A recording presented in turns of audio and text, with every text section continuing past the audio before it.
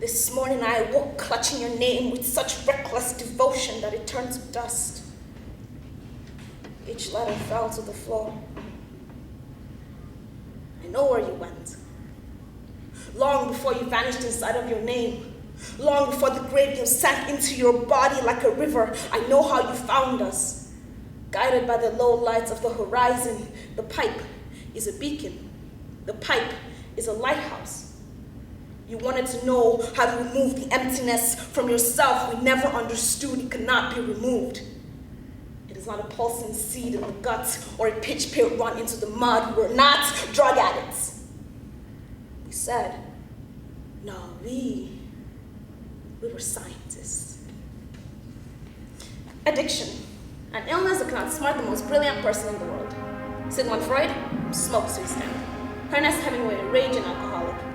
Addiction knows no gender, age. Even as an 18-year-old who knows far too many people that are addicts, I can honestly tell you, addiction will not just eat out the addicts, but will find everyone within a 12-mile radius and destroy them.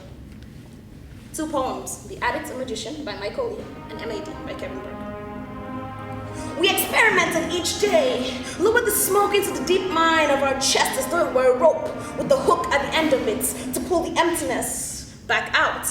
We partitioned ourselves away to the dark piece by piece did not remove the emptiness, but further became it. See, the mind of an addict is cunning enough to convince the body it is not dying.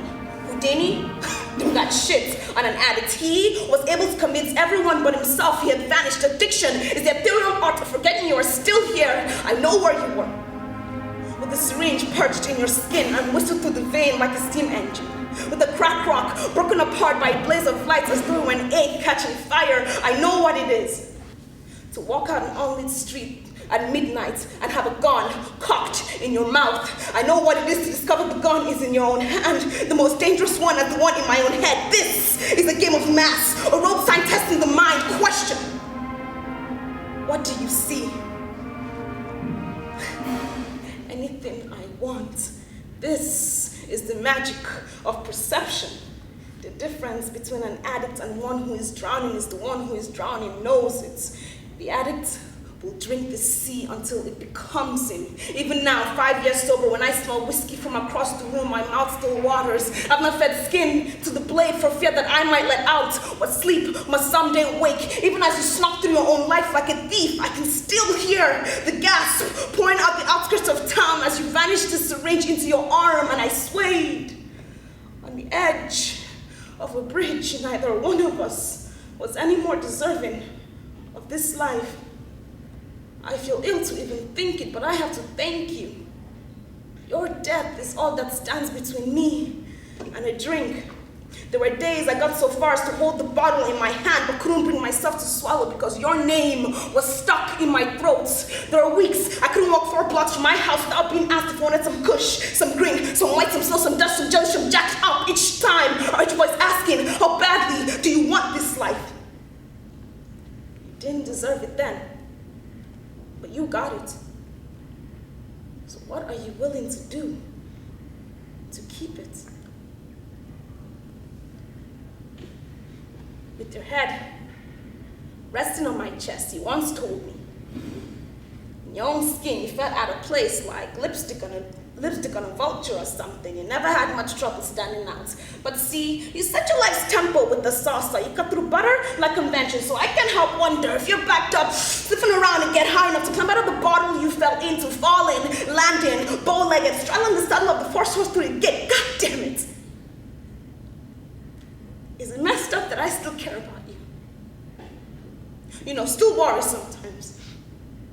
Still got a mouthful of cherry bombs. And black cat brand burning snake scorching his smiley face into the sidewalk. See, I'm smiling. But it still smells like sulfur.